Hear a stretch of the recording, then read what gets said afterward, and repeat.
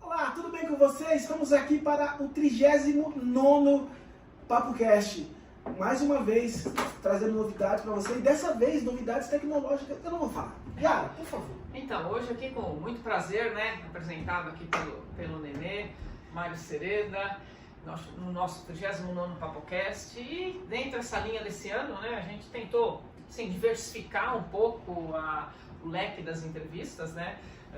O ano passado foi muito mais focado nos nossos professores, musicistas, pianistas, maestros. Tivemos, né, no meio do caminho, tivemos o Marcel, né, o nosso eterno cestinha de basquete. Tivemos algumas pessoas assim que não são da área pedagógica, não são na área didática, na área de performance, mas são amantes da música, né? Sim. E hoje o Mário aqui com certeza vai contar um pouquinho da história dele, né? Que é um empresário aí da área de tecnologia, amante da música, e vai até poder contar um pouquinho para nós, né? O que a música, né, sempre fez parte da vida dele, o que ajudou, né? Até na profissão, no dia a dia, para vencer às vezes obstáculos, desafios. E eu acho que ele toca mais de um instrumento, não é isso?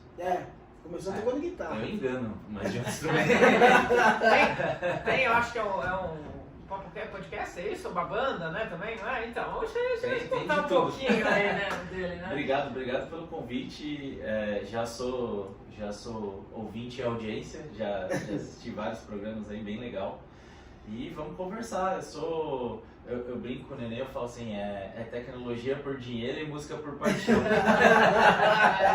Senão também por bancar, né? Isso. A paixão é mais difícil, né? Exato. Colecionador, né, também? Sim, coleciono de vinil. LPs, Praticamente um multimídia, né? Sim. E aí ele vai contar um pouquinho, né? Claro. Até de o que isso ajudou nele e também até dicas, né? Até para você, ouvinte, né? O que você pode, às vezes, agregar a música na sua vida de uma maneira, às vezes, até mais produtiva, né? Sim. Não só pelo lado, às vezes, até do hobby, né? Exato. A música sempre foi algo que me acompanhou em toda a minha vida, assim, pessoal e profissional. Assim. Então, eu acho que tem muito do resultado de quem eu sou hoje é essa combinação, assim, de tudo que eu faço associado à música. A música ter um trabalho que por muito tempo, né, e o trabalho na tecnologia, em alguns momentos, ele é um trabalho criativo também, é um trabalho... você tem muitas situações na sua vida profissional onde a música vai te ensinar e vai te dar uma série de ferramentas para usar no dia a dia, né? Por exemplo, um pouquinho de desenvoltura para estar aqui falando ou para falar em público é um negócio que a música ajuda demais, assim, ajuda demais. Já subiu palcos, né, várias vezes, né? Já. Tudo bem, tocando de uma outra maneira, mas já tira um pouquinho aquela barreira, né?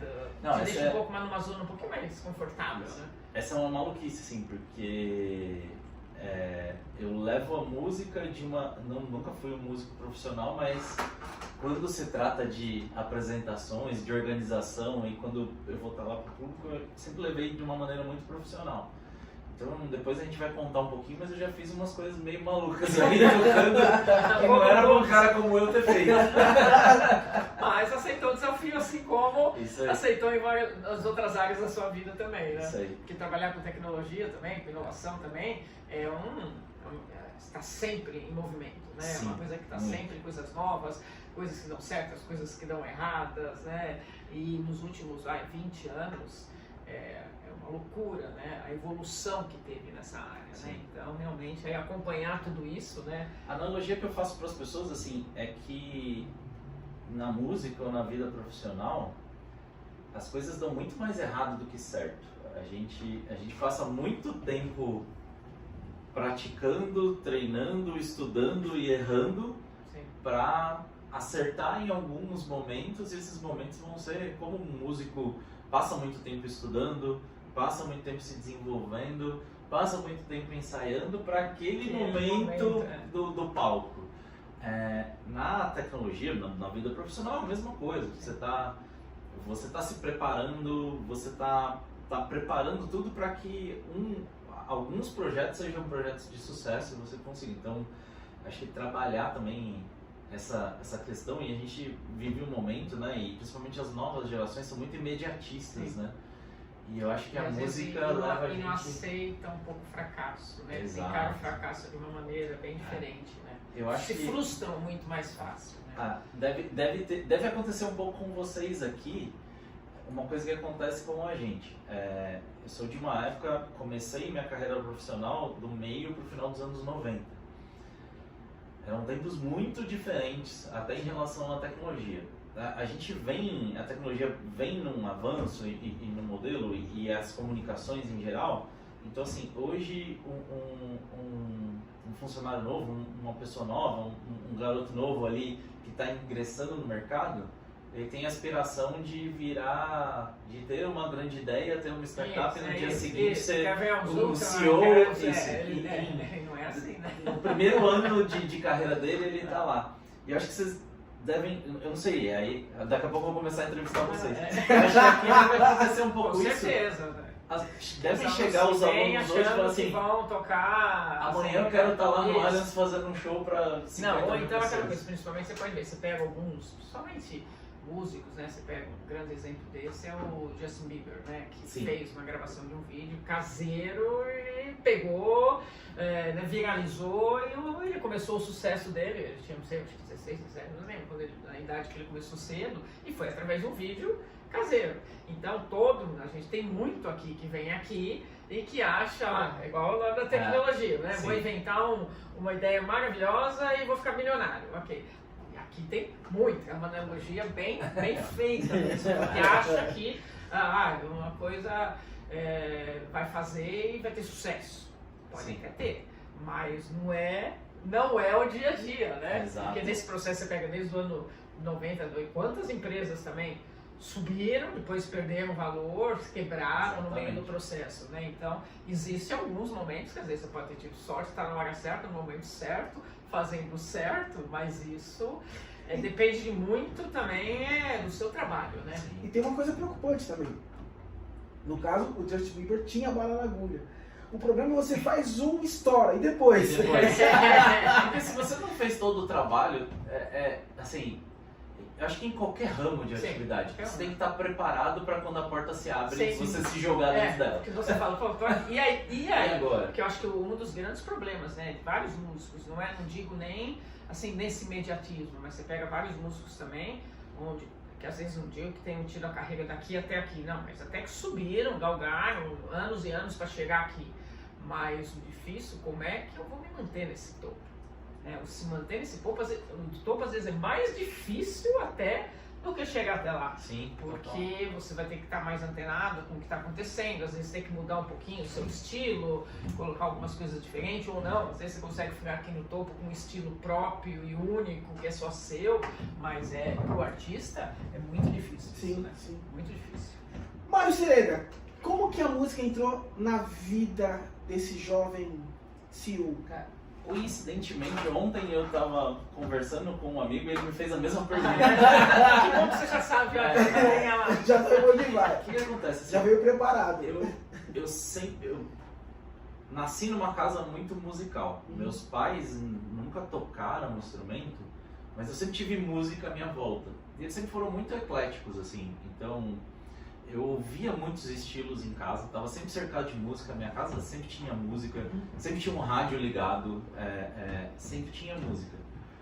E desde pequenininho, assim, na casa do meu avô, eu tenho a família da minha mãe, eu tenho a melhor combinação culinária do mundo para você ter descendência. A família da minha mãe é nordestina e a família do meu pai é italiana. Nossa! Então, eu sempre comi muito bem. E aí, assim, na família do meu pai, meu avô tinha o costume de, alguns finais de semana, reunir uns amigos na garagem dele lá, numa roda de viola, assim. Nossa. Viola, sanfona, essas coisas. Inclusive, a gente tem guardado em casa uma das relíquias da família, é um acordeão do meu bisavô lá, que veio da Itália, tudo. E então eu sempre estava nesse ambiente musical, meus pais sempre ouviam muita música, iam em shows, sempre estava cercado de música. Quando eu estava ali com meus 12, 13 anos, eu entrei naquela de descobria muito aquilo que eu queria ouvir, e foi muita época do grunge ali, né? E eu falei, preciso botar uma guitarra na mão aqui, preciso fazer isso também. E era uma ideia de que era possível, né? Porque ele era mais simples, né? Ele era mais simples, olha, era uma molecada fazendo, eu me identificava com aquilo. Não, para ser um pouco mais autodidata. Isso. E aí eu já estava começando a trabalhar, falei, vou juntar dinheiro para comprar um violão e não sei o que, vou tentar começar a aprender. E por sorte, assim, eu morava, o vizinho de porta, assim, no prédio que eu morava, o Paulo, beijo Paulo, eu conversando com ele ali na porta, falando que eu ia comprar um violão, ele falou, não, peraí. Aí ele foi lá dentro, lá no quarto da casa dele, voltou com um violão e uma fita VHS, Nossa! como método de ensino. Era um Giannini de 78, Ô, violão. louco! A gente tem esse violão lá no estúdio em casa até hoje. Ele falou, ó, comprei pro Fabinho, o filho dele, um abraço Fabinho. Muito obrigado por você não ter tocado aquele violão. Chega ainda pra você, né? Eu falei, comprei pro Fabinho, o Fabinho nunca pegou esse negócio, nunca tocou. Você quer tocar, tá aqui, é seu. Eu entrei pra dentro do meu apartamento com aquele violão, aquela fita VHS. Botei a fita VHS no videocassete e fiquei por meses devorando aquela fita, assistindo e aprendendo a afinar, aprendendo a usar acordes. E começou ali, assim. E aí do violão fui para as revistinhas de música e assim, sempre me virando sozinho. Aí depois começa a levar o violão para a escola, aí monta a primeira bandinha na escola. E aí assim, dos meus 16 anos até hoje, eu nunca passei um ano sem estar numa banda. Eu nunca passei um ano sem estar numa banda. Então, dos meus 16 até meus 30 e poucos anos, eu era um guitarrista autodidata que dava seus migué lá e conseguia tocar. Com uns 30 e poucos anos, a gente estava mudando de casa e a gente foi para uma casa maior, e aí meu irmão também já estava nessa também, meu irmão músico também, meu irmão sim, é muito mais músico do que eu, tinha banda e a gente construiu um estúdio nessa casa, que é a casa que minha mãe mora até hoje, a gente tem um estúdio lá, e aí eu comprei uma bateria, que era o meu sonho era tocar bateria, eu tocava guitarra porque eu morava em apartamento. Aí quando teve estúdio, falou, agora eu posso. E aí, cara, comprei a bateria, comecei a estudar sozinho, logo depois meu irmão falou assim, tô entrando numa banda, tá faltando um baterista, você quer ser o baterista dessa banda? E aí entrei pra essa banda e dali pra frente eu virei o baterista e desde então Seu eu irmão toco toca bateria. Meu irmão toca guitarra, vocalista, ele trabalha bastante, Thiago, vocês vão conhecer ele como Biro, faz bastante show acústico, voz e violão, nos bares e tal, ele Seguiu a também carreira. Carreira ou não? Não, ele Como trabalha com hobby, eventos e também faz isso, assim, mas ele mais profissional. mais profissional, porque faz bastante evento corporativo, bastante coisa. E a gente teve uma banda juntos que durou 10 anos, que é a Quisera Eu, e aí com a Quisera Eu a gente fez umas coisas meio malucas, nesse lance de, apesar de ser um hobby, a gente sempre foi muito profissional, então isso fez com que a gente conseguisse fazer coisas bem legais. A gente fez 2 shows de virada de ano novo no litoral para 60 mil pessoas. Nossa. A gente abriu o show do Titãs também para um público de mais de 30 mil pessoas. Fizemos coisas bem, bem legais, assim, tivemos um período legal. A banda parou por motivos profissionais de todos ali, os integrantes. A gente fala que ela não acabou, ela tá lá paradinha lá. Entrou pro momento. Então assim, a música entrou muito por isso na minha vida, assim.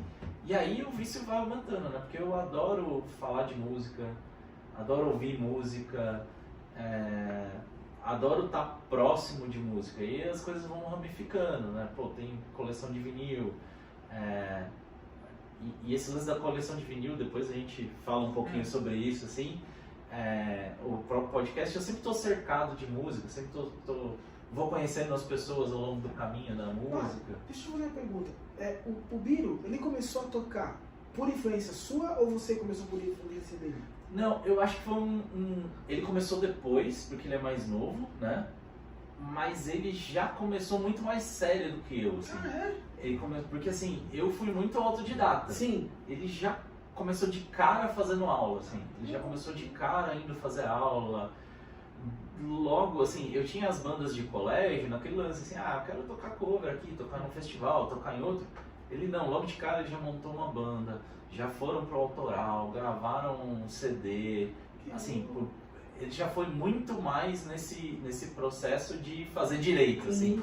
Eu era um hobby, para ele sempre foi uma possibilidade de carreira. Até pela música, ele se aproximou desse lance de evento, então ele se especializou em eventos, é formado em eventos, trabalhou em produtora de evento, hoje tem uma empresa que cuida de eventos, essas coisas, então ele já foi muito profissional, ele já enxergou aquilo como uma possibilidade de carreira desde o começo. Mas eventos no geral, Sim. empresarial? Sim, ele fazia muito som e iluminação para evento, essas coisas. Hoje em dia ele tem uma frota de carros antigos para evento.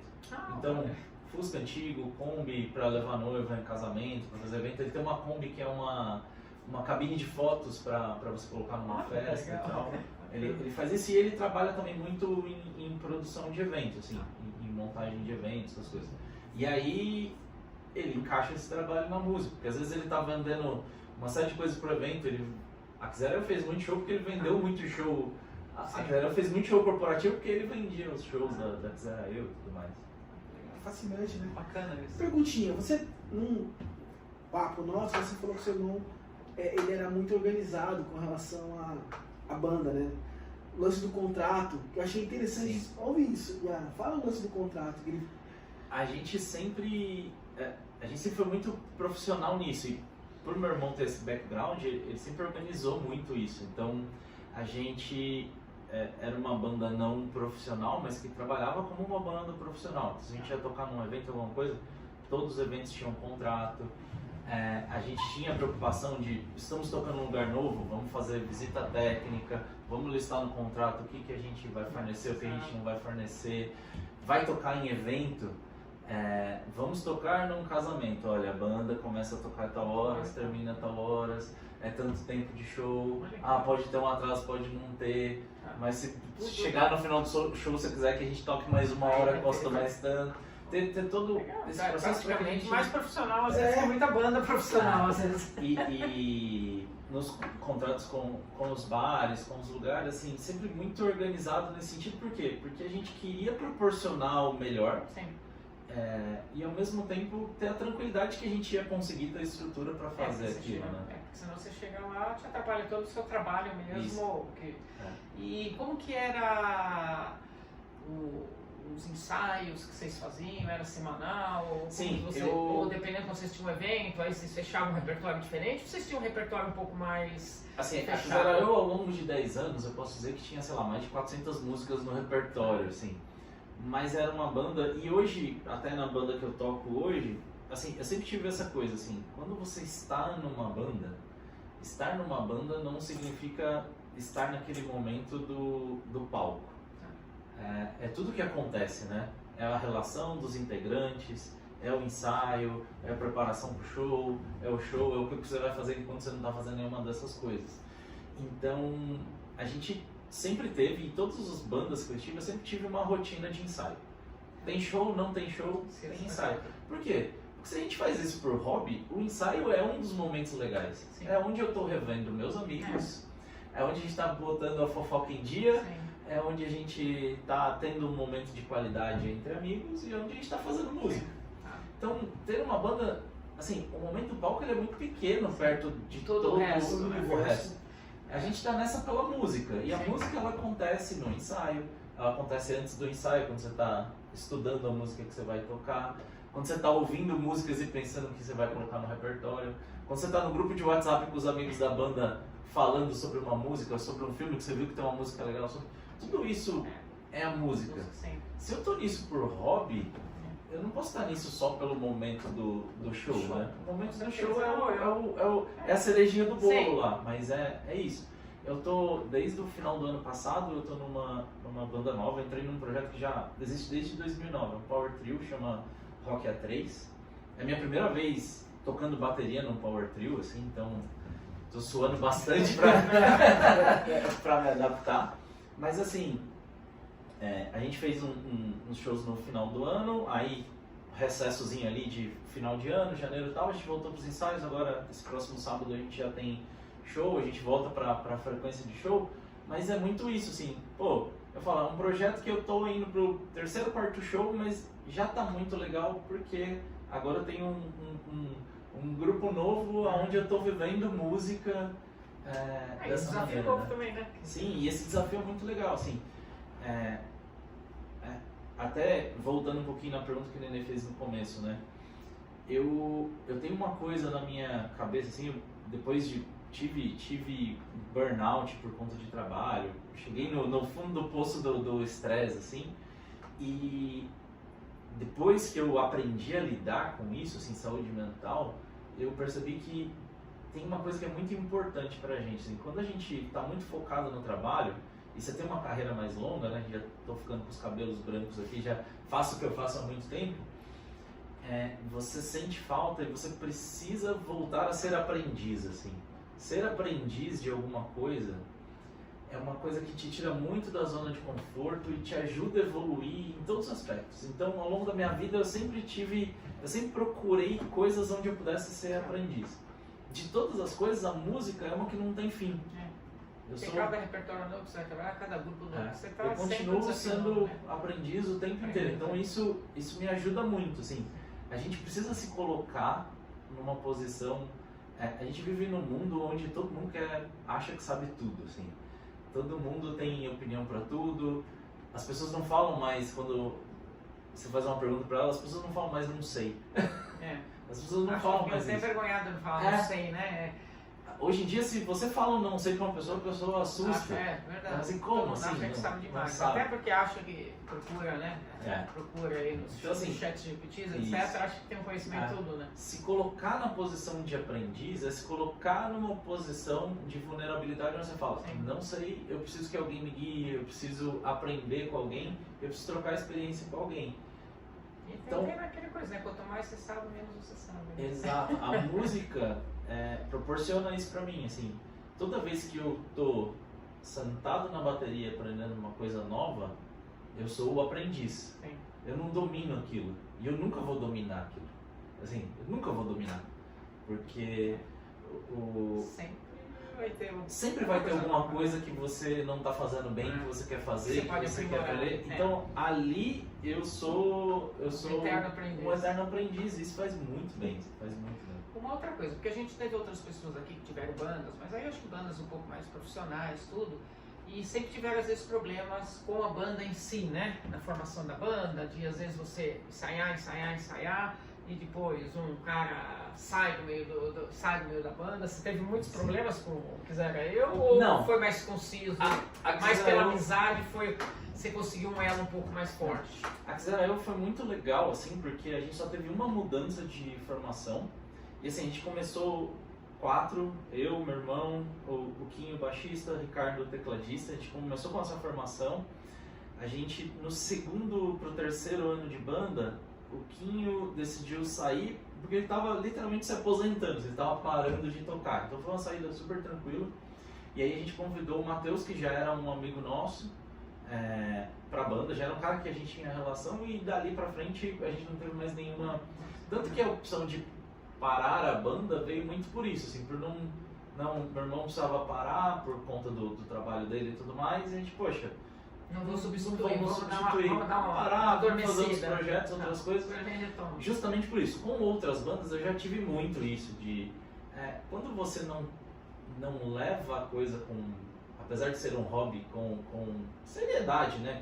Se você se propõe a fazer uma coisa, seja ela por diversão ou não, você tem que se propor. Sofri muito com troca de integrante. Depois da Quisera Eu já participei de outros 2 projetos que eu optei por sair, por justamente não sentir essa organização necessária. Até que agora eu fui convidado para esse projeto e eu cheguei lá e falei, poxa, aqui eu senti firmeza nesse sentido, assim, de uma banda que quer evoluir junto, que quer tratar as coisas de uma maneira organizada. Porque quando você pega numa banda, né, às vezes é difícil você alinhar as expectativas e o dia a dia de cada um, né? Exato. Porque cada um às vezes está num timing da vida, às vezes diferente do outro. Então até que você conseguir alinhar o caminho, que é mais difícil, né? Exato. Quando a banda não é profissional é muito mais difícil, assim, porque cada um tem a sua vida pessoal. Então, assim, quando eu sou convidado para um projeto, até pelo tempo que eu tive em outras bandas e tudo, acaba que agora eu já tenho um certo network e aí os projetos vão aparecendo, Sim. a gente vai sendo convidado. Eu brinco, até falo isso muito pro Nenê, eu falo assim, eu não posso ter mais do que uma banda, minha vida não comporta isso. Mas eu já cheguei a tocar em mais de um projeto ao mesmo tempo, tudo, mas assim, eu consigo entender exatamente aonde a música se encaixa na minha vida. Então, quando eu sou convidado para um projeto, eu falo, olha, eu tenho este estilo de vida, eu consigo me comprometer com essas coisas. Se todo mundo consegue fazer esse pacto, Aí é tranquilo. fica e cumprir com aquilo que se espera, mudanças vão acontecer, mas Sim, o podem diálogo ser tem que previstos, acontecer. mas o foco é o mesmo, Isso. né? Os objetivos são os mesmos. Hoje, assim, quando eu fui convidado para o projeto Rock A3, até com o Rodrigo, que é o fundador da banda, cara, a gente sentou, conversou, eles me chamaram lá para entrar no projeto. Eu falei, bom, antes da gente... O projeto é muito legal, mas antes da gente sair, vamos sentar, tomar uma tubaína aí e vamos bater um papo. Olha, meu estilo de vida é esse, eu consigo essa carga de ensaio, pô, minha média com as outras bandas e uma média saudável é fazer 2 shows por mês. Mais do que isso pode acontecer? Situações esporádicas, sim. Se ficar muito frequente, não é legal, porque, poxa, tem filho pequeno, tem família, vocês também, todo mundo tem não é o ganha-pão de todo mundo, então, pô, 2 shows por mês, um ensaio por semana. Ao invés de eu fazer aquele futebol de quarta-feira que a galera do futebol gosta de fazer, o meu futebol é ensaiar uma vez por semana ali. A gente consegue encaixar essa rotina. Olha, se é esse tipo de rotina e compromisso encaixa, tô dentro e vai acontecer. Como para os outros integrantes da banda isso também é mais ou menos a mesma realidade, então as coisas vão dando certo. Assim, acho que quando eu era mais novo, a coisa era muito...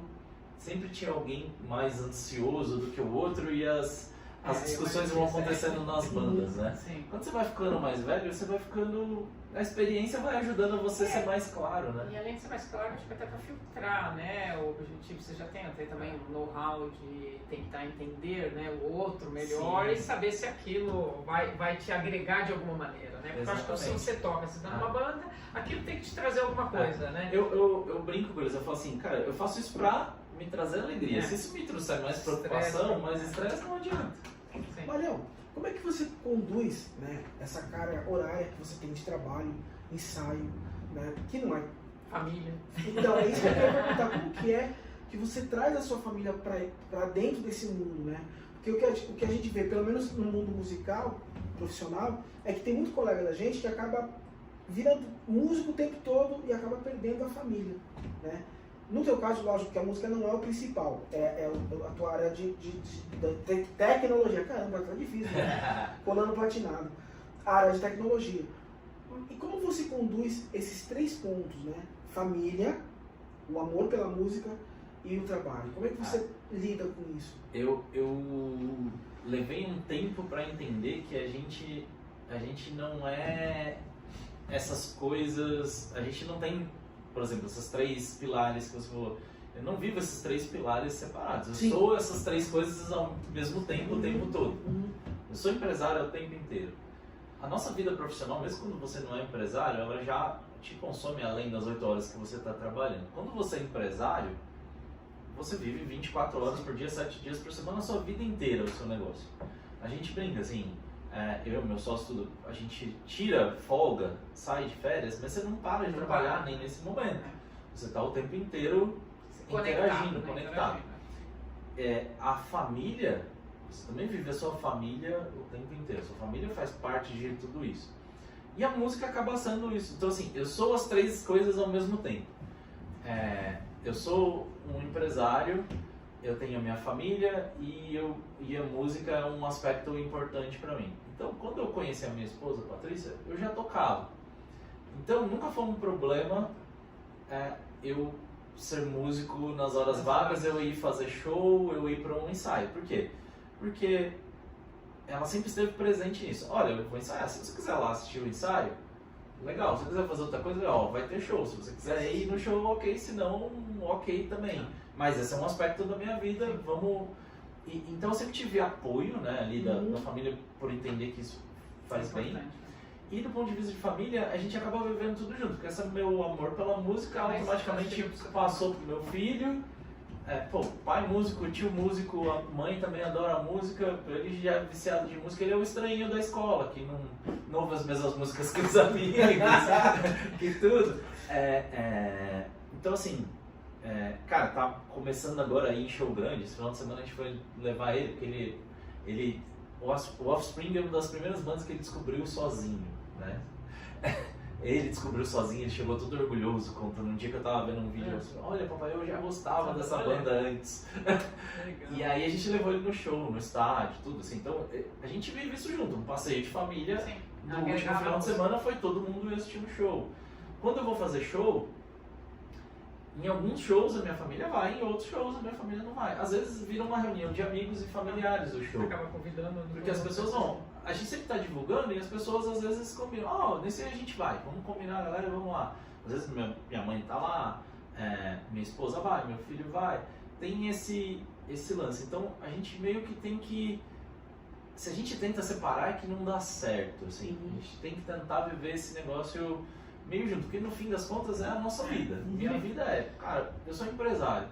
Só que enquanto eu tô eu tô ali na minha casa domingo de manhã acordando, eu vou lá botar um vinil, eu vou ouvir a música, aí meu filho vai acordar, a gente vai fazer um café da manhã junto ouvindo música e falando da música, daqui a pouco a Patrícia acorda, e daqui a pouco alguém vai lá e bota outro disco, e a gente tá vivendo a música sem precisar chavear pro modo da música, né? Mas assim, a agenda em si, aí é a agenda da vida, assim. Imprevistos acontecem muitos, né? E aí você tem que ir aprendendo a organizar para você ter os compromissos organizados. Meu trabalhar com tecnologia às vezes às 2 da manhã o seu telefone tocar e você ficar 2 dias direto trabalhando sem saber o que vai acontecer. Mas aí com o tempo você vai aprendendo a lidar. Fazer o equilíbrio, né? Eu acho que o importante é você conseguir chegar meio que no equilíbrio. Lógico que difícil, tem épocas que levou 44 anos para eu chegar nesse equilíbrio, mas agora Mas aprendeu, né? E como você traz o Júlio junto com você nesse sentido de ouvir música? Eu vejo várias coisas que você faz com ele e eu acho fascinante, inclusive depois você falar sobre aquela matéria que teve na Isto É. Sim. Sobre você e o Júlio. Assim, Júlio é o filho dele. Júlio é meu filho, ele tem 7 anos e meio agora. Assim, Patrícia ficou grávida, estamos grávidos, meu Deus, o que a gente vai fazer? Montar quarto? Não, vou montar playlists pro meu filho. Eu fiquei ao longo de 9 meses montando todas as playlists e planejando todos os momentos que eu queria. Então assim, o Júlio, sem brincadeira, ele saiu da barriga da Patrícia e ele já começou a tocar a primeira playlist pra ele que eu tinha planejado dele tocar. A gente ficou no quarto da maternidade ouvindo música. Quando a gente chegou em casa, o quarto dele já tinha lá preparado caixinha, som ambiente, playlist, música. Então, assim, ele nasceu já rodeado de música. Na minha cabeça era assim, por a música ser tão importante pra mim, eu acho que se eu compartilhar isso com ele, vai ser legal. Então, de uma forma natural, né? Naturalmente, ele aprendeu a falar, a ouvir, ele ouvia o pai, a mãe falar, ele ouvia a música, né? E aí então, quando ele começou a crescer, a música já fez parte dele, isso, então ele nasceu a música naturalmente, né? Isso. Quando ele começou a crescer e a gente tocando, ele começando a ver a gente tocar instrumento e tem estúdio, tem show, aí ele começa a se interessar pelas coisas. E eu ficava muito pilhado em assim, eu não quero ser pai de Miss, né? Que fica empurrando a criança para fazer o negócio. Mas assim, se ele vai querer ser músico, tocar ou não é uma coisa que ele... você já fez a base. Então assim, ele sempre pediu muito instrumento musical, mas ele sempre teve instrumentos musicais como brinquedo. Então desde pequenos brinquedos dele, os preferidos sempre estavam relacionados à música, mas brinquedo.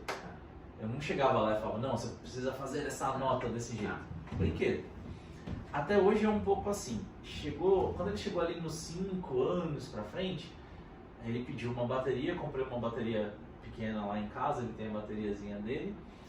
E aí assim, às vezes ele senta lá e fala, me ensina a fazer um negócio aqui. Aí eu vou lá, ensino ele a fazer uma coisa, comprei até um método lá pra criança e tal, de vez em quando eu folhei uma pagininha lá pra não ensinar errado e tudo. Então assim, ele tem uma bela noção. Ele se relaciona com a música E a música pra ele é uma grande brincadeira, assim, é uma diversão. Agora ele já tá cobrando insistentemente pra eu colocar ele pra fazer aula mesmo, assim.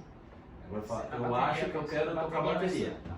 Só que ele é uma criança. Sábado a gente foi no show do Offspring. Pô, ele ficou o dia inteiro vendo várias bandas e tudo. Aí ele voltou no carro falando assim, papai, amanhã eu posso pegar sua guitarra? Oh, que legal. Aí no domingo ele tava lá, guitarrinha, amplificador, distorção, brincando com a guitarra. Então assim, é experimentação pra ele. Uma coisa que na pandemia, cara, eu tinha 2 anos, assim, foi quando eu reativei minha coleção de vinil.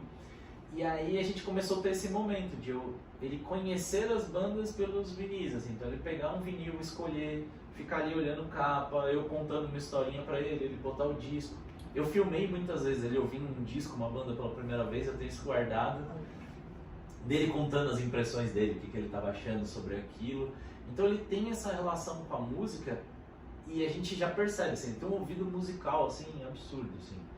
Ele ouve uma música e fala, nossa, tem uma meia-lua aqui, não tem? Olha que percepção. Tem não sei o quê. Nossa, sei lá, de repente tem uma participação especial na música. Pô, isso não é o vocalista daquela banda? Ele tem 7 anos e ele faz isso, assim. Então, assim, funcionou nesse processo com ele. E ele é um amante de música. Ele já ama música. Música já é um aspecto da vida dele. Agora, com a tecnologia, pô, ele tem a continha dele lá familiar do Spotify, tem as Alexas lá espalhadas pela casa. Ele põe lá no tablet dele, ele escolhe, ele pede para a Alexa tocar a banda que ele quer. Agora ele sai do nosso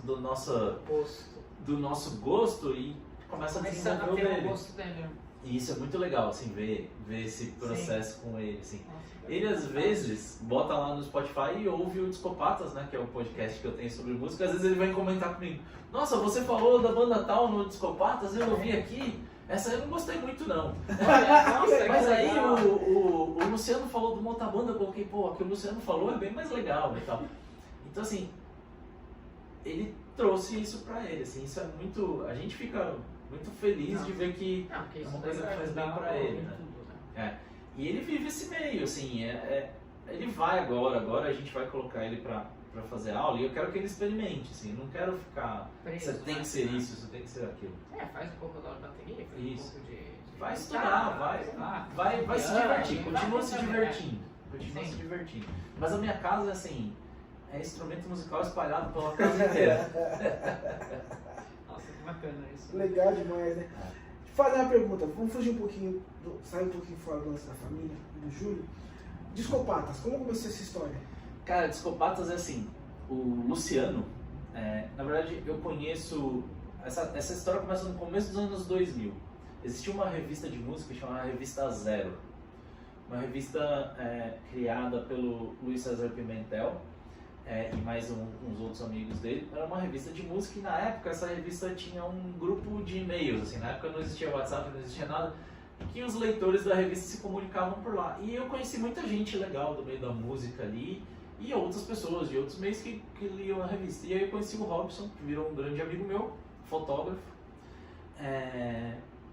E a gente ficou amigo ali no começo dos anos 2000 e tal. Corta pra agora, uns 3 anos atrás, o Robson falou assim, pô, tem um amigo que tem um sebo lá em Guaianazes, o Luciano, um amigo de infância meu e tal.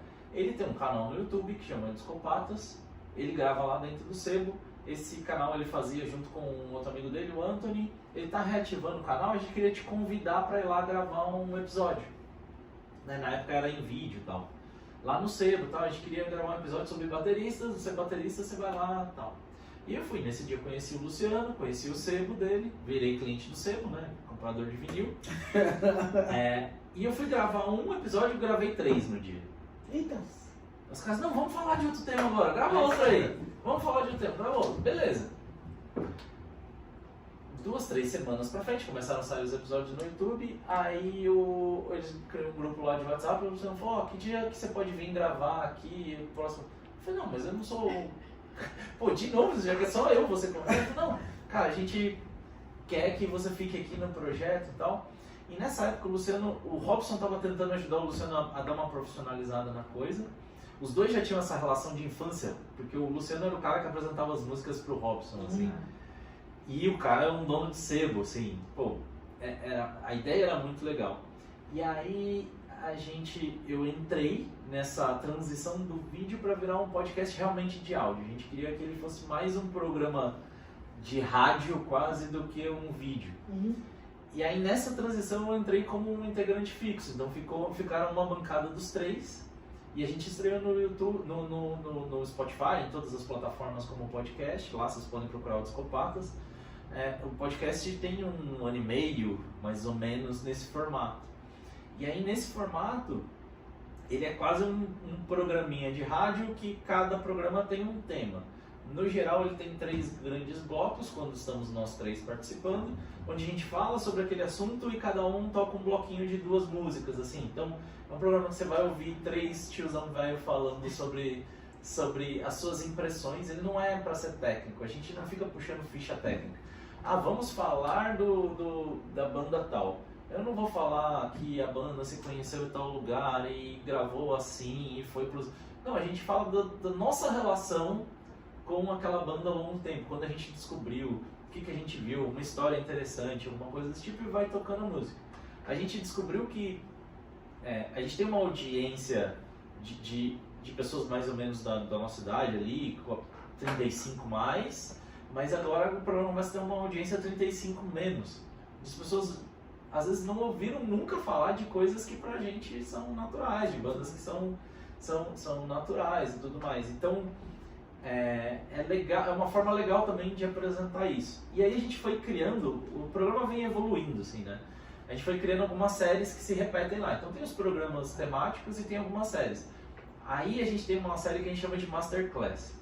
Quando a gente quer falar muito mais especificamente sobre uma coisa, a gente traz alguém que conhece muito. O primeiro foi com um amigo nosso, a gente fez sobre Depeche Mode.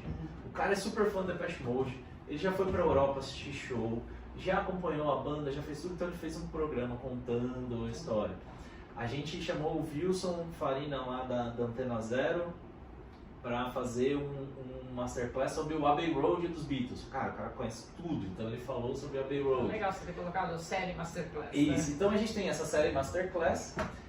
Aí a gente tem outras séries, a gente faz todo ano, né? O ano vira, e aí a gente faz discos que completam 20, 30, 40 e 50 anos naquele ano. Então esse ano a gente vai falar de 75, 85, 95 e 2005. Então vai ter um programa para cada ano desse. Bacana isso daí. A gente leva muito convidado para falar de alguns assuntos. Então, por exemplo, a gente já trouxe o Luiz para falar da Revista Zero. A gente já tem lá entrevista com o Zé Roberto, esqueci o nome dele, cara, desculpa. Fundador da Revista Bis, para falar de toda a fundação da Revista Bis, como ela foi criada. A gente trouxe muito convidado legal para falar de vários assuntos. A gente vai continuar nessa toada de convidados. A gente tem no final do ano o nosso programa de melhores do ano, que a gente fala dos melhores discos do ano ali, na nossa opinião. A gente tem algumas séries e aí no meio pro final do ano passado a gente recebeu um convite legal da Rádio Antena Zero. É uma web rádio que já tem aí um tempão. Ela é do Wilson Farina, do Flávio Chiclé, do Edgar Escandurra, né? O Clemente também, dos Inocentes da por lá, tem uma galera lá. E eles convidaram a gente para levar o Discopatas para a rádio. E agora a gente tem uma outra versão do Discopatas na rádio, todo sábado, 7h30 da noite. É ao vivo ou Não, é um programa gravado, mas é um programa de meia hora e lá, diferente do podcast, a gente faz o que a gente chama de Discopatas Raiz, que foi o que o Luciano começou lá atrás no sebo. É um programa que só fala sobre primeiros discos. Então é um programa de meia hora que fala sobre o primeiro disco cada semana é sobre um primeiro disco de alguém. Assim. Nossa, tem bastante assunto. Muito. A gente está aí desde outubro, novembro, mais ou menos, com o programa na rádio. Cara, a gente já fez muita coisa. A gente gravou essa semana os próximos que vão sair. A gente vai falar do primeiro disco do Karnak, a gente vai falar do primeiro do Offspring, o primeiro do Paralamas, a gente já falou de Marão, a gente já teve Língua de Trapo, a gente já fez um alto jabá na rádio, a gente fez os primeiros discos das pessoas que tem programa na rádio. Então a Laura Finocchiaro tem programa lá, o Edgar Escandurra tem programa lá, é um dos sócios da rádio, já fez o primeiro disco dele, a gente tá fazendo essa série de... Então a gente tem isso, E aí o Descompasso está virando um grande conglomerado de mídia. Tem mais um lançamento que a gente lançou um programa piloto no ano passado, que aí é a volta para o YouTube, mas num formato diferente, que a gente chama de Garimpo. Ele é uma cópia descarada do What's in My Bag da Amoeba Music, que é aquela loja gigantona lá da Califórnia. Tem um programa no canal do YouTube deles já há mais de 10 anos, chama What's in My Bag. Eles convidam músicos, celebridades, as pessoas vão na loja, escolhem discos lá e depois falam sobre esses discos. Cara, a gente tem um sebo com um monte de disco, um monte de coisa. A gente fez a mesma coisa, só que aqui. Então a gente gravou um piloto, o próprio Luiz César Pimentel foi o nosso piloto, tá lá no canal do YouTube. Então ele vai lá no sebo, escolhe discos e depois ele conta ali a relação dele com aqueles discos. A gente já tem outros gravados, aí esse ano a gente vai lançar a série Garimpo no YouTube. Então a gente tem podcast, programa de rádio e o canal no YouTube. Não, eu falei, esse negócio daqui a pouco vai pegar uma dimensão que aí você vai precisar um pouquinho do... Então, a parte boa é que eu sou só o participante caótico que vai lá falar besteira. Toda organização, produção, toda essa coisa assim. Isso está tudo a cargo do Robson, do Luciano, principalmente do Robson, que é o idealizador técnico das coisas e tudo mais, assim, eu sou o cara que vai lá falar minhas besteiras, vou lá, mas eles fazem todo esse trabalho, assim. O Robson, ele tem uma mente, assim, ultra criativa, ele é muito bom nessa lance da produção. Então essa ideia do Garimpo, por exemplo, dele, cara, se vocês assistirem esse nível de acabamento visual, de produção do primeiro episódio, assim, é muito legal, assim. Então ele tem essa visão e essas coisas. Uma pergunta que veio aqui, tá latejando na minha cabeça. Qual foi o ponto zero dos discos para vocês começarem o Descompasso? Por exemplo, começamos a partir de tal época, disco de 1920 de fulano de tal. Foi esse o disco ou não tem isso? Não. A ideia é justamente não ter ordem ou não ter regra. Para justamente, assim, a gente quer que eu falo assim, hoje as pessoas têm uma relação com o podcast, porque que eu sou meio viciado em podcast desde quando surgiu lá no primeiro iPodinho, lá ficava baixando podcast em inglês e tudo. Eu gostei muito dessa ideia, desse formato, da possibilidade de você ter o que até então eram programas de rádio que você tinha que ouvir num horário, no seu ouvidinho na hora que você quer ali. Então assim, eu sempre fui muito entusiasta desse formato. Por quê? Porque é uma coisa, por exemplo, quando eu tô voltando do trabalho, tô indo para uma reunião, tô indo para outra, eu tô ouvindo o podcast. Então, tá lavando louça, tá ouvindo o podcast. A gente tem muito essa ideia de que o Descopatas é uma companhia para a pessoa em algum momento da vida dela. Algum vai ouvir na academia, outro vai ouvir dirigindo. E a ideia é que ele se relacione com a gente, com a ideia geral do Descopatas e não com o formato. Entendi. Então assim, cara, toda segunda-feira sai um episódio novo do podcast. Então toda segunda-feira, dessa segunda até a próxima, eu tenho aquele tempinho para ouvir aqueles malucos falando sobre música e eles vão me trazer um assunto que eu não sei qual é. Todo sábado no rádio eu vou ouvir sobre um primeiro disco que eu não sei qual é. No Garimpo vai ter alguém chegando aqui no Sebo escolhendo os discos que eu não sei quais são. Então, a gente nunca teve essa regra. Por isso que a gente tem uma ou outra sériezinha que a gente repete no Descompados, como Masterclass, como esses de data de disco. Mas não tem muita regra de quando elas vão aparecer, de quando elas vão estar. Então, por exemplo, de outubro até dezembro, a gente fez uma pausa ali em janeiro, né, no podcast de outubro até dezembro, todos os programas foram com convidados. Isso nunca tinha acontecido. E aí, cada convidado tinha um tema, um assunto diferente, uma coisa. Então foi uma coisa, por exemplo, a gente entrevistou a Verônica, que é conhecida até na internet como Faxina Boa. Ela é super fã do Tool. E ela, assim, o Tool nunca tocou no Brasil, vai tocar no Brasil pela primeira vez agora no Lollapalooza. Cara, ela foi pra sul da Itália assistir show, foi pra Inglaterra, fez umas maluquices pra ouvir. Então a gente fez um programa com ela onde ela conta como ela conheceu o Tool, como ela se relacionava, como foi essa maluquice de ver a banda. Aí, ao mesmo tempo, a gente teve o Virno sobre Simple Minds. Cara, eu abro o programa falando assim, cara, eu não acho que o Simple Minds tem 5 músicas legais pra gente tocar num programa como esse aqui. Como a gente vai fazer um programa de Simple Minds, assim? essa é a brincadeira do Discopatas, porque assim, é o que a gente fala no dia a dia de música, com os amigos que gostam de música. Pô, tinha um cara que gostava de Simple Minds pra caramba, que achava um insulto o que eu tava falando, e tava ali justamente pra mostrar que o Simple Minds era muito mais do que as 3, 4 músicas que a gente conhecia. Sim. E é um programa super, super legal. E aí quando a gente pega esses programas de dados, pô, a gente pegou o Rodrigo James. O Rodrigo James é um cara de Belo Horizonte. Cara, ele contou toda a cena pop, rock de Belo Horizonte, mineira, do nascimento, porque ele tava lá, ele trabalhou com todas aquelas bandas. Caramba. O Pato Fu nascendo, o Skank nascendo, toda aquela galera, ele conhece aquela galera, ele trabalhava para aquela galera, ele foi agência de marketing de todo mundo, estudou com alguns. Então, pô, o cara fez um programa sobre essa história, assim. Então, o Discopatas é sobre as nossas experiências, nossa troca de experiências com música. E aí, como que é a escolha, geralmente, entre vocês, batendo papo? Ou... É caótica. A gente tem lá um grupo, a gente vai... Quando a gente pensa numa pauta, a gente joga ali no grupo. E aí, A gente tenta mais ou menos organizar e falar assim, vai ter gravação, vamos escolher as pautas que a gente vai gravar. Com o convidado é um pouco mais complicado, porque às vezes a gente pensa numa pauta e um convidado para aquela pauta. Aí você tem que fazer a gente. Agora a gente já tem convidados que sugerem pauta pra gente. Então às vezes um convidado participou e às vezes no meio do programa a gente vai anotando possíveis pautas para fazer com aquele convidado. Ou lembra de alguma coisa, assim, fala, vamos fazer isso, vamos fazer aquilo. Então o que a gente vai fazendo, a gente vai fazer um grande banco ali de possíveis pautas. E conforme a gente vai agendando as gravações, a gente vai lá e escolhe aquelas que a gente vai fazer. A gente não gosta de fazer uma preparação muito grande para a pauta.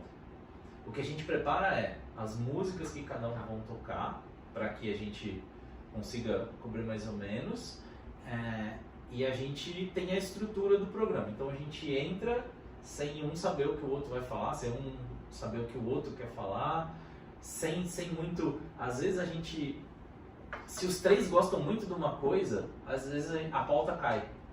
Porque aí não vai Porque não tem contraponto, não tem nada. Tem que ter, Poxa, né? a gente Tem vai que ficar ter aqui só babando no ovo, não vai ter nenhuma história legal. Às vezes tem coisas que os 3 gostam, mas tem uma série de histórias legais. Né? Cada um Mas às tem vezes vai uma ficar vivência muito diferente para algum assunto, né? Quando um não gosta muito de uma banda, Aí que dá pra... aí é mais legal. Porque aí a gente se Tem aquela discussão isso. construtiva, né? Legal, bacana. Então ele tem esse lance, assim. Cara, os caras são amigos de infância, assim, eles têm uma relação de amizade de uma vida inteira. Eu entrei e fui super abraçado por eles, assim. Então, hoje você ouve o programa, você identifica os perfis ali, quem é o garoto enxaqueca, quem é o mais caótico, quem é o mais organizadinho, quem não sei o quê. E os gostos também, a gente tem gostos bem diferentes, então isso é muito legal, porque vira aquele papo de amigos mesmo sobre música, assim. Vamos falar de maluquices. Abrir show pro Titãs, como quisera eu. Cara, Onde que foi? foi em Mongaguá, no litoral. Mongaguá é uma cidade que todo ano no verão faz uma série de shows, né, na praça, na cidade lá. Shows em média entre 30 a 40 mil pessoas, assim. De público. E aí a gente já tinha feito 2 viradas de ano só nós lá, gigantes, assim, coisa absurda, eu nunca tinha tido essa sensação. E aí de repente a Xeraio é uma banda que só tocava rock nacional, né? A nossa proposta foi sempre tocar só rock nacional. E aí a gente é convidado, porque a gente já tinha relação com a prefeitura, tudo, pô, Titãs vai tocar, vamos chamar a Xeraio, que já era uma banda conhecida na cidade, para abrir o show.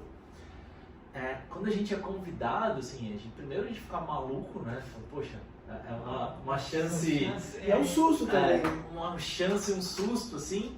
Então tem toda aquela empolgação, depois muito trabalho, porque a gente sempre levou muito a sério, assim, cara, a gente já tinha, sei lá, 7 anos de estrada, mas mesmo assim, cara, a gente tem que se preparar diferente para esse negócio aqui, tem que ser diferente, como que a gente vai fazer? Então toda aquela organização, ensaio pra caramba, para que na hora a gente pudesse se divertir. E aí tem toda a experiência, é o que eu falo, quando você se prepara bem, você aproveita muito mais depois. Sim. Eu lembro de cada momento do dia do show, porque assim, tem todo o cronograma da banda, a gente em comunicação com a equipe técnica da banda, tem toda a montagem dos caras, para depois ter a nossa montagem, isso, aquilo. Pô, nossa relação com a produção da banda, pô, o dia que a gente passou, a gente não tem uma equipe pra gente só chegar lá na hora do show, a gente teve que fazer lá toda a montagem de palco, passagem de som, tudo isso. Nossa relação com a equipe deles já foi muito boa, assim, foi muito gostoso. Eles deixaram a gente muito à vontade, mas eles são muito organizados também. Então assim, ó, é aqui que vocês têm que montar, vocês têm tanto tempo para fazer isso, depois vocês têm tanto tempo para desmontar, vocês têm que começar nesse horário, tem que parar nesse horário, assim, tudo certinho, ó. Se tiver tudo certinho, vai ser legal para todo mundo. Fizemos, cara, super legal, passagem de som, luz, legal. Vamos pro show. A gente ia fazer uma abertura de 45 minutos. 45 minutos de show, então o diretor de palco veio conversar com a gente e falou, vocês vão tocar 45 minutos, tá? Quando tiver faltando uns 5 minutos eu sinalizo para vocês, e aí vocês podem fazer mais uma ou duas músicas, não precisa ser 45 minutos cravados, se quando eu sinalizar, faz no máximo 2. E aí a gente encerra pra gente fazer a desmontagem, ele falou, a gente fica monitorando aqui, que é a hora que a banda chega, todas as outras coisas, se tem algum problema técnico. Sinalizou quem eram as pessoas de palco ali, se a gente também tivesse algum problema técnico, e vamos pro show.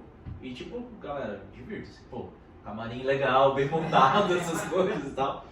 Fomos pro show, começou o show, com uns 10 minutos de show, na época, né, a formação ali do Titãs eram os 3, né, Não, eram os 4, né, Branco Melo, Beloto, Miklos. Não, Miklos não. Era... É tanta gente, né? Eu preciso pegar as fotos aqui que eu vejo. Era o... Cara, esqueci o nome do tecladista e vocalista. Sérgio Brito, o Branco, o Beloto, Mário Fabri na bateria e Beto Lee na guitarra.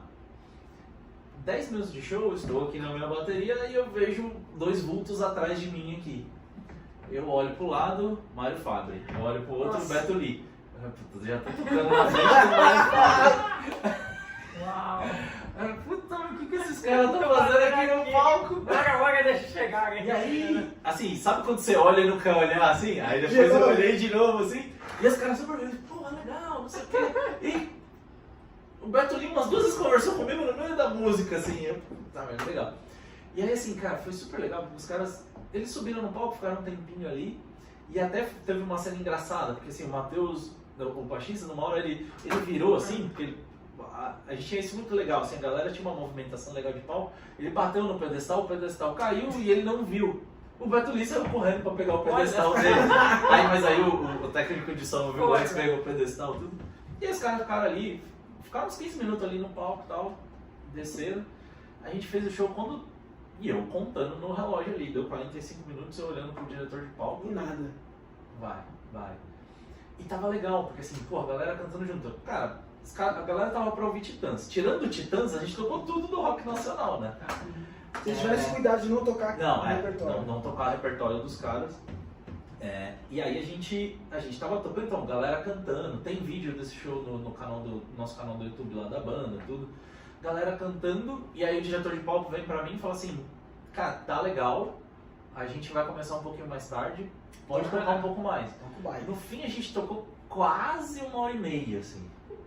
Foi um show longo. A gente tinha repertório e tal. Foi um show longo, bem legal.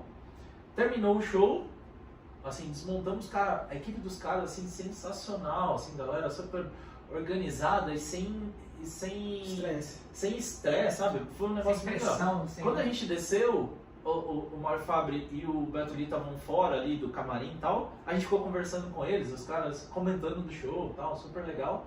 E aí o próprio diretor de palco falou assim, olha, eles querem receber vocês no camarim agora, porque depois do show cada um vai entrar no seu carro e vai embora. Então, vocês querem entrar lá no camarim pra bater um papo com eles? Não, imagina! Eles vão falar com a gente! Cara, a gente entrou aí, pô, a gente já tava lá fora com o Beto Lee e o Mário Fabri, eles entraram, a gente entrou pra dentro do camarim, a gente levou um presentinho pra eles, né, lógico, levamos canequinha da banda, tudo. E cara, foi muito legal, porque assim, eles chegaram, a gente já tava no meio do show. Mas assim, cara, os caras poxa, que legal que vocês tocaram essa música, que legal que vocês fizeram isso, que legal que vocês fizeram... Os caras estavam prestando atenção no nosso show, sabe? A gente trocou ideia, conversou com eles, foi super legal, assim, a gente teve um momento ali bem legal, tietamos, tiramos foto, fizemos todas as coisas, fizemos aqueles discursos baba-ovo, se fosse a vida inteira, se não fosse vocês, a gente não estava aqui. Mas foi muito legal, porque assim, a gente já tinha passado por uma experiência de show grande antes. Então assim, tinha o nervosismo, mas ao mesmo tempo tinha a confiança de que a gente dava conta.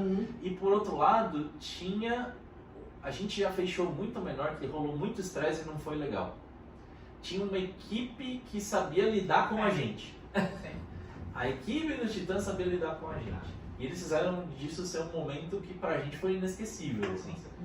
É uma experiência inesquecível mesmo, assim, de você poder estar tocando com esses caras, e assim, os cares terem esse carinho, assim, porque eles fazem isso todo dia, a gente não. Sim, é. Quantas bandas... anos, né? Se eu encontrar o Tony Bellotto na rua e falar, abri um show seu, legal, não sei quando. Mas o cuidado que eles tiveram no dia com a gente fez aquilo ser muito especial pra gente. A gente vai guardar isso pra nossa história, pro resto da vida, assim, poder ter participado disso. Mais do que a gente poder falar que a gente abriu um show do Titãs, a gente poder ter feito isso, assim, participado disso com eles, assim, é muito gostoso. Cara. Eu vou fazer duas perguntas. Uma relacionada ao primeiro show grande que vocês fizeram, e a segunda é sobre essa relação com o Baroni. Por que eu tô falando do Baroni? Porque o Mário Fabre, lá atrás, quando ele tocava na SOS, ele era mais novo, o apelido dele era Baroni, porque não sei porque ele tinha semelhança. A rapaziada do meu chamava ele de Baroni. Bom, como foi o primeiro show para 30 mil pessoas? Nossa, assim, a gente foi de shows... A gente fazia, os maiores shows que a gente tinha feito antes, sei lá, eram para 5 mil. A gente tava ali tocando, a gente já tinha tocado para 5 mil, já tinha um show com um pouco mais. Eram shows grandes, mas que no geral, assim, você tocar num bar cheio e tocar num show aberto para um público desse, não é tanta diferença. Óbvio que toda vez que você toca, você chega num bar cheio, uma coisa, tem aquela pressãozinha extra de falar assim, pô, será que essa galera vai vir com a gente ou será que ela não vai vir? É aquela coisa, né? Tem essa energia, né? Isso. E aí, de repente, a gente recebe o convite para fazer o show da virada no litoral, um show gigante, para uma expectativa de público que era entre 50 e 60 mil pessoas. E só vocês? E só a gente. Não tinha vocês, só nós. Não, nós éramos a atração. A gente fez isso 2 anos. Na primeira... É aquele negócio, tensão total, a gente se preparou muito, mas quando você sobe no palco mesmo, para um público desse tamanho, assim, é algo que eu nunca tinha experimentado na vida. Deve ser sensacional. Os primeiros momentos é um misto de descarga de energia que eu não lembro, assim, minha memória apaga, sei lá, os primeiros 15 minutos de show, assim, não lembro. Em algum momento eu voltei para a terra, comecei a entender o que estava acontecendo. Então a gente tem, nesse primeiro show, a gente tem uns primeiros 20 minutos, porque assim, um show muito longo. A gente toca tipo 1h30, 1h40, aí tem queima de fogos, contagem regressiva, e depois a gente toca mais de 2 horas depois. Praticamente. É um show muito longo, porque cara, não dá pra você tocar queima de fogos, toca mais de meia hora e tem 60 mil pessoas na praça e fala, valeu galera, vamos pra cá. Mas aí depois logicamente dos fogos, você muda o repertório ou continua no mesmo repertório? Não, a gente planejou todo um repertório de 2 horas e dali pra frente era o que a galera precisasse. A gente fez um repertório crescente, né? E pra terminar com uma energia boa ali antes da queima de fogos. E a explosão mesmo de música pra cima mesmo, aquelas mais eufóricas logo depois da queima de fogos. Então a gente preparou muito isso, a gente ensaiou muito. Então assim, 15 minutos ali de não sei o que aconteceu, eu só sei pelos vídeos, mas a gente tava lá tocando. E aí depois a gente vai se soltando, aí volta. Um conseguir olhar pro outro, né? Não tá preocupado com o seu próprio instrumento, um voltar, olhar pro outro, a gente voltar a se conectar, meu irmão lá na frente começar as primeiras interações com o público começa a responder, E aí você percebe que aquela troca de energia vai acontecendo e aí todo mundo vai relaxando.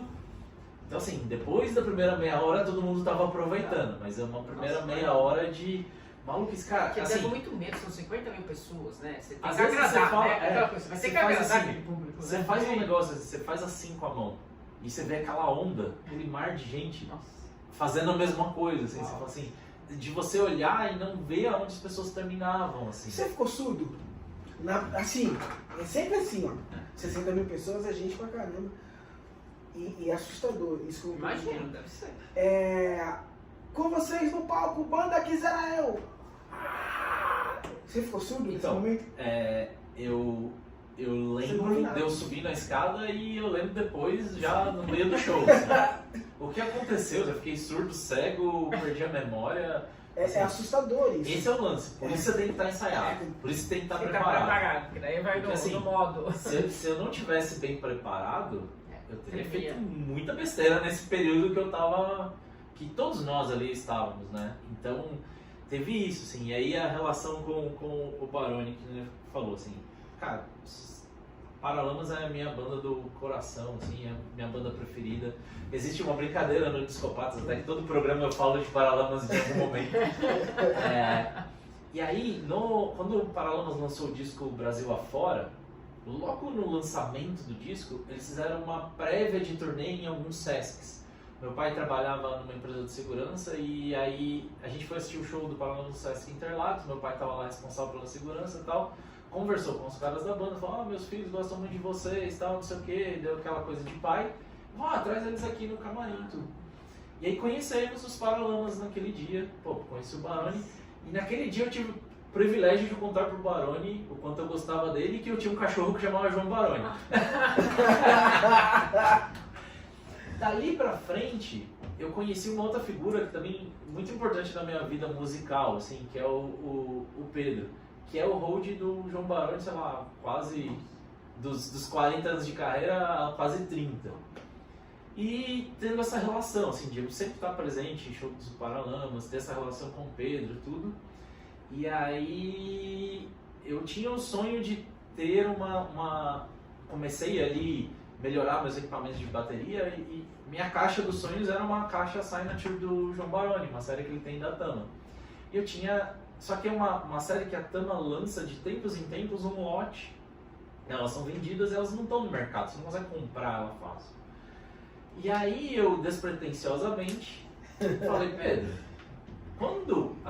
despretensiosamente, quando for sair um lote, alguma coisa, cara, tem como você me avisar? Tem algum privilégio, algum jeito de eu conseguir uma caixa dessa e tal? Aí, quando tiver eu te aviso e tal, mas deixa eu ver umas coisas aqui. Depois de um tempo, o Pedro vira pra mim e fala assim,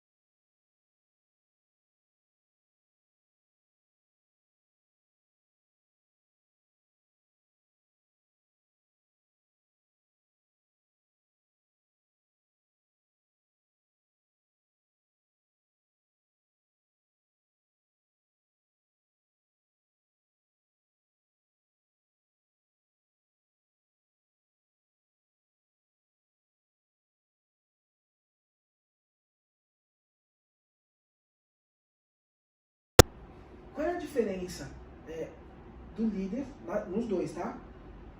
E do chefe, tanto na banda quanto na empresa? Pô, eu vou dizer que assim, na empresa é uma coisa que você vai aprendendo a lidar, né? E é uma coisa muito de cultura. Você tem que, com o tempo você vai aprendendo que você não é capaz de liderar todo mundo. Que você é capaz de trabalhar dentro de um certo range de performance seu e que você tem que aproximar pessoas que também consigam trabalhar dentro disso para funcionar bem. Querer fazer funcionar com todo mundo não vai fazer. Isso leva um tempo para você aprender. Eu acho que isso tem um pouco de relação com a banda. Na banda, não é só ter os melhores músicos. Tem muito mais do que só o cara saber tocar o instrumento para a coisa acontecer. Tem uma certa sinergia. Então, assim, no profissional, eu acho que ser líder é você estar disponível e você entender que você é a pessoa menos importante do processo. Que as pessoas estão lá e você tem que ser a pessoa que consegue garantir que elas tenham condições de fazer o melhor delas. Você é quem dá condições para que elas façam o melhor. Se você contratou alguém para fazer aquela coisa, você tem que partir do princípio que ela tem que ser melhor do que você naquilo. Ela sabe como aquilo tem que ser feito e você tem que dar condição. Eu faço uma analogia. Estou falando do empresário, delegar é um aprendizado. Né? Eu estava brincando esses dias com um amigo meu que assim, eu tenho um cara que foi meu gestor direto por muitos anos, que me ensinou demais, assim. Que o líder, né, o grande líder, assim, é aquele cara que a hora que o time tá virando a madrugada trabalhando, que acontece com frequência na tecnologia, não é o cara que tá com o megafone na mão falando, faz isso, faz aquilo, não. É o cara que tá trazendo a pizza para o cara comer, é o cara que tá perguntando se tá tudo bem, se o cara quer dar uma parada, é o cara que tá cuidando do bem-estar de quem tá ali, porque aquelas pessoas que precisam fazer o que tá fora do performar o que tá fora do humano. Agora, na banda, eu fiz questão minha vida inteira de nunca liderar nada. Assim como eu quero ser aprendiz, cara, eu quero ser só mais um do time lá. Aí é mais que seu irmão? Na Kiserai eu tinha um pouco do meu irmão ser o cara que puxava mais, assim. Sempre foi muito democrático, mas eu acho que a democracia numa banda total, assim, tem que ter alguém que puxa um pouco. Hoje na Rock A3, assim, um projeto até que eu entrei depois, é até mais fácil, né? Quando você não é fundador, você já entra depois. Eu falei muito isso, assim, o Rodrigo, que é o fundador da banda, ele é um cara que ele é muito assim, não, vamos construir isso aqui junto. Eu falei, cara, vamos construir junto. Mas eu entrei nesse negócio por causa da sua visão. Então você precisa botar a sua visão na frente e eu te ajudo a fazer ela acontecer. Eu te ajudo a fazer ela acontecer. Então, por exemplo, poxa, agora eu tava esse final de semana mesmo, peguei umas horinhas lá do final de semana e falei, pô, deixa eu dar um tapa aqui no release da banda, começar a preparar aqui rede social, essas coisas. Mas assim, na visão dele, eu sou o cara que consegue agora dar uma coisa. Então assim, eu gosto de ter o prazer de não liderar a música, assim. Legal. E, bom, uma pergunta que não poderia faltar, tá acabando já. Aguenta a mão que você vai sobreviver. Como que a tecnologia ajuda o Mário Sereda na música? Cara, eu acho que hoje, assim, é muito fácil você ter os recursos que você precisa para fazer tudo, assim. E eu nem vou falar que, assim, eu não sou um cara pirado em composição, essas coisas, mas hoje com o computador você consegue basicamente botar a sua ideia para valer. Mas no dia a dia, como me ajuda? Cara, primeiro, hoje você tem sistemas, aplicativos que pegam uma música, tiram o instrumento da música, então eu quero a faixa sem a bateria para eu estudar. Você vai lá, põe no Moises ou em algum outro aplicativo, ele vai tirar a bateria na hora, você já está com ela ali na mão. Material para você estudar. Cara, uma coisa assim que há 20 anos atrás tocar num bar era um transtorno, porque no bar ninguém se ouve. Só o garçom que principalmente o baterista. Sim. Cara, eu fui ouvir a primeira guitarra 10 anos depois que eu tocava bateria no show. Você não ouve. Mas, cara, hoje, com um transmissorzinho de R$100 do Mercado Livre, você liga lá na mesa, você bota um in-ear, você ouve. A tecnologia é muito mais acessível e barata para que você consiga elevar muito a qualidade do que você faz. Você vai para um show onde você não se ouve, você vai ter uma série de impactos. E aí com um investimento muito pequeno, uma coisinha muito simples que antigamente era impossível, cara, você está ouvindo tudo. Agora você pode ter um tablet ali na sua frente com as suas anotações, as suas coisas. Eu acho que hoje existe um mundo mais acessível para que você consiga fazer. E tem muita coisa. Eu sou contra uma coisa da tecnologia. As pessoas acharem que, assim, eu admiro o autodidata. Eu tentei ser autodidata por muito tempo, mas eu acho que, assim, tem muito material na internet para você aprender qualquer coisa. Mas um bom professor faz toda a diferença. Um bom guia, um bom tutor. Porque, assim... Principalmente no início, né? Acho que depois que você já está num certo nível, aí você consegue eu acho que filtrar. Até o contrário. Porque, assim, na minha experiência, você começou sem... Eu era autodidata até um dia procurar esse cara aqui e falar... assim, a teoria e os primeiros passos, eles são muito difundidos. Você fazer o básico, se você tiver um pouco de boa vontade, tiver afim, você vai encontrar material e você vai fazer. Só que chega uma parte que você não sabe o que você precisa. Ter alguém no meio que te conhece, que sabe conversa, quais suas deficiências, o que você está errando, entende aonde você quer chegar, né? e vai trabalhar isso. Assim, a experiência que eu tenho hoje, por isso que eu falo assim, a tecnologia ela é boa, mas a gente está falando de algo que não é... A música ela é analógica, Sim, por definição. Ela trabalha muito mais outros aspectos do que só o aspecto técnico. Um bom músico não é só aquele cara que vai chegar aqui e vai ler uma partitura e executar com perfeição. Eu odeio ir em show de banda cover que eu chego lá e os caras tocam exatamente como é a música. Porque eu falo assim, pô, eu ouvi o disco na minha casa. Tá certo. Eu quero que tenha a imperfeição, que tenha um pouco da visão do cara, que seja humano, que seja humano. É minha conexão humana. Então eu acho que precisa ter uma conexão humana no processo da música. Não pode ser só tecnológico. Então eu acho que do meio pra frente se torna mais importante ainda você ter um guia. Não, guia assim. Não, é que você já tendo conhecimento também, você pode fazer qualquer curso em qualquer específico, né? Olha, com um baterista aqui, você consegue assim, assimilar, né? Porque você já está às vezes num nível onde você já pode estar fazendo por si só, só de ouvindo, né? Numa palestra. Uma experiência minha, assim. Eu posso ser músico, mas eu não sou um músico profissional e tem uma série de ligações que eu não consigo fazer na minha cabeça. Então, por exemplo, vou dar um exemplo de algum momento de eu estar estudando.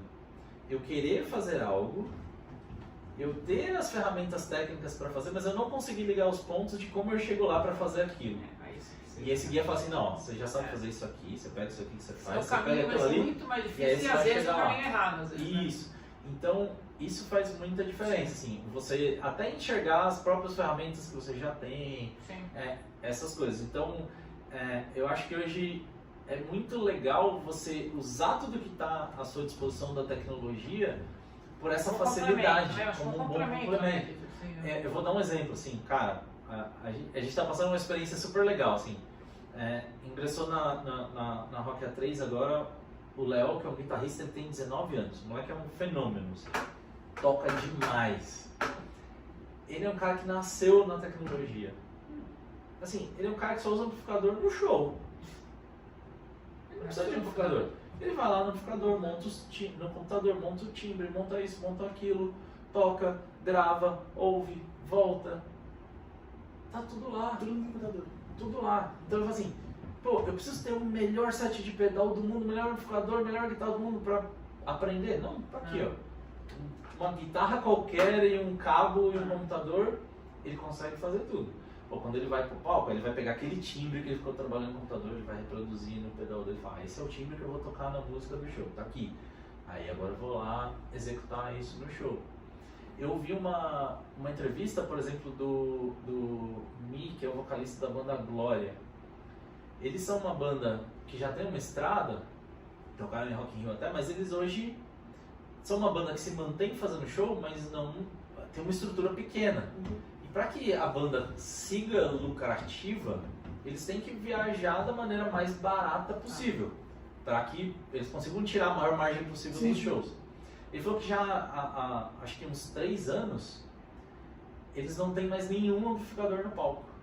Eles estão viajando com um técnico de som, 2 computadores, tudo tá ligado, timbrado, tudo vai para a mesa da casa, retorno em NIR e no palco não tem nada. Uau. Por quê? Porque foi a maneira que eles encontraram de Poder viabilizar a isso. banda, né? Então a banda são os 3 mais o técnico de som, viajam os 4 com pouquíssimo equipamento.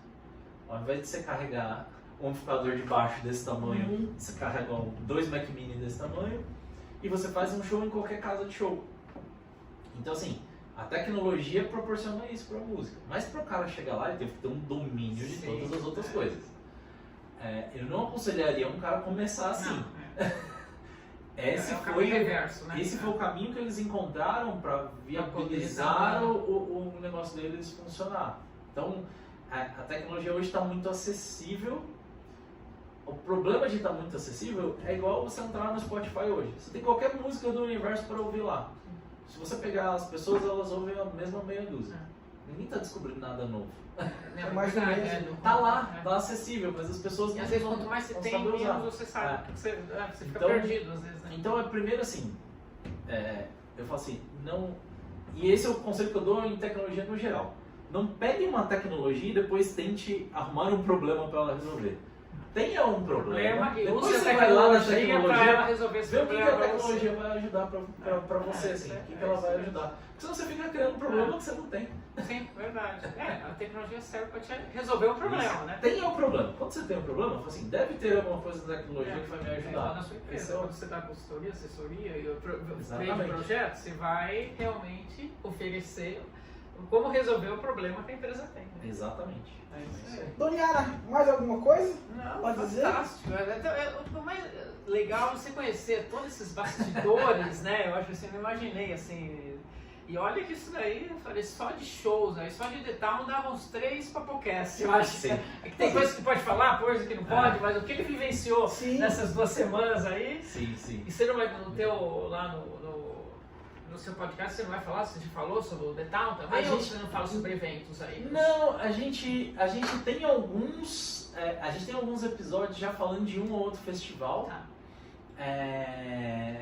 Vai chegar a hora do The Town, assim, mas não tem. A gente já tem de alguns festivais. A gente fez um agora, que foram as bandas que negaram o Woodstock. Porque, cara, imagina, o primeiro Woodstock, você chega para uma banda e fala assim, olha, vai ter um festival que vai ser o maior festival já feito até hoje, vai ser no meio do mato, no meio do nada. Vamos aí! Tem uma galera meio hippie aqui. Por um acaso, foi só o maior marco da história da música até então. Mas teve uma galera que não botou fé, não foi. Marketingamente não era a melhor chamada, né? Tem um programa lá que é sobre isso, o Robson e o Luciano fizeram, sobre as bandas que disseram não pro Woodstock. Com certeza, porque não é o melhor dos marcos. Essa é a pegada do Discopatas, assim, a gente tá falando sobre... Pô, se eu for falar de Woodstock, cara, tem documentário, tem 1 milhão de material, todo mundo já falou, eu vou chover no molhado. E eu não tava lá pra falar da minha experiência com o Woodstock. Então a gente, que jeito legal de falar, vamos falar de quem não foi, de quem tomou a pior decisão da vida. E tem uma parte legal lá, que aí eu vou deixar para vocês ouvirem, porque esse eu fui ouvinte também, porque esse o Robson e o Luciano fizeram, eu não participei. Que eles falam um pouco sobre, e se os Beatles fossem? Por que os Beatles não foram? E se os Beatles fossem? O que seria do Woodstock? O que poderia ter acontecido? Então tem uma série de teorias ali sobre esse negócio. Legal. bacana. Não, vou assistir. Foi um papo bem legal, assim. Tem umas coisas bem Visões malucas. diferentes, né? Assim, de deixar, te cutucar, né? Isso, de fazer isso. pensar, né? É isso aí. E é isso, assim, o que você, num papo, pô, imagina os impactos positivos e negativos dos Beatles no Woodstock. Com certeza. No momento em que os Beatles estavam. Com certeza. É uma coisa pra ficar... Pra pensar mesmo. Vou ouvir pra saber qual foi alguma das coisas. Satisfeita, Dona Yara? Muito. Então, ó, agora geralmente a gente sempre finaliza aqui, dá uma dica ao pessoal musical aí pro pessoal, os nossos ouvintes, né? Eu já dei muita dica aqui, Já fiz os altos jabás. Já deu fiz muito várias, jabá né? próprio aqui, mas eu queria deixar duas dicas, assim, uma mais filosófica e uma mais prática. A mais filosófica é que, assim, cara, a gente tá aqui num ambiente de música, assim, né? Um ambiente que respira música e assim, eu acho que uma coisa que eu vejo que tá melhorando, mas que as pessoas perderam e que elas têm que, assim, levem a música pro seu convívio. E quando eu digo leve pro seu convívio, cara, bota a sua banda preferida pra tocar quando você tá lavando a louça. Se você vai fazer um café da manhã com seu filho, com sua família, põe. Você vai fazer uma viagem, chama a sua família, fala, vamos fazer uma playlist pra viagem. Vai sair pra jantar, pra encontrar os amigos, marca de ir num lugar que tem música ao vivo. Você vai ver um artista tocando uma música que você nem lembrava mais dela e vai te trazer. Se aproxime da música, porque a música vai te dar muito, assim, a música vai te dar muita coisa boa. Uma outra, aí uma dica mais prática aqui, eu gosto muito de assistir coisas sobre música, ver documentário, ver essas coisas. Aqui a gente falou de Woodstock, a gente falou de The Town, essas coisas. Eu gosto muito de ver coisas que dão errado também. Então, assim, na Netflix tem 2 documentários muito legais, assim, sobre quando você você tira o foco da música e vai olhar para o business e como as coisas se perdem. Um documentário sobre um festival que chama Fire Festival o nome do documentário, sobre um documentário de música numa ilha que deu tudo errado. É uma série de catástrofes. A gente dá muita risada porque é um monte de milionário pretencioso perdendo dinheiro, então tá tudo bem. E outra é sobre o Woodstock de 99, que também tem na Netflix, que é a tentativa de reedição do Woodstock, que deu tudo errado. E é muito bom também, assim. Então acho que são 2 coisas divertidas de você ver a música por um outro lado, assim, desse lance de, se você não levar a coisa tão a sério, não vai rolar. Muito bem, Marião, todos os convidados que vêm aqui recebem um brinde. E agora vocês. Esse aqui é o nosso brindezinho para você lembrar que Bom, nesse muito momento. obrigado. E ainda health, que você tem que estar bebendo sua aguinha aí sempre. E para nós aqui foi um prazer imenso. Fala um pouquinho da Insta, né? Agora você podia passar para nós aí, os Instagram, como que a pessoa quiser assistiu. sua banda, Hoje, assim, seus projetos. Discopatas Podcast em todas as plataformas, Spotify, Deezer, Apple, YouTube Music, tá lá, só procurar por Discopatas Podcast, tá lá. E o nome é bem difícil de escolar. Discopatas tem um canal no YouTube, Rádio Antena Zero, se procurar Rádio Antena Zero, é uma web rádio que já existe aí há quase 20 anos, todo sábado, 7h30 da noite. Minha banda atual, Banda Rock A3, só procurar lá, um power trio que toca as suas versões das músicas no formato power trio. Então, assim, você não vai ouvir a gente tocando as músicas exatamente como elas são, vocês vão ver a nossa visão. Mistura um pouquinho tem bastante ali anos 80, 90, mas um pouquinho do nacional com o internacional. Banda Rock A3 vocês vão achar. E meu Instagram pessoal, Mário Sereda, em qualquer rede social vocês me acham aí. E aí quem quiser falar um pouco sobre tecnologia e música, estamos por aí. Você entendeu, né? Tá aqui, ó. Mário Sereda. Repete que eu sou meio burro. Mário Sereda, @ Mário Sereda em qualquer lugar. Eu tenho uma vantagem, porque assim, eu só tenho 2 homônimos no mundo. Um era meu avô, Mário Sereda, zero tecnológico, e o outro era um primo do meu avô, da Itália que também chama Mário Sereda. Então, Acabou. Então eu consegui pode colocar ficar com você. arroba Mário Sereda em qualquer coisa tecnológica, porque aparece você. quando surgiram as redes sociais, os dois Mário Sereda já tinham mais de 80 anos, então eu E acessar. monopolizei o nome Mário Sereda no mundo até que alguém crie outro. Legal. Bom, e se você quiser saber mais sobre o PapoCast, quiser acompanhar mais, quiser ter acesso à parte educativa também do Conservatório Musical Beethoven, por favor, Dona Yara. Então, @beethoven.conservatório e no nosso canal do YouTube, Conservatório Musical Beethoven. É isso, esse foi o 39º, não falei 14º, viu? Aí, PapoCast, obrigado, Muito Marião. obrigado, Obrigado. Mário. Obrigado, Muito obrigado muito aí bom. por essa Yara, experiência aqui obrigado. conosco. Obrigado. Galera, Até a próxima. até breve. Valeu, tchau, tchau. Tchau.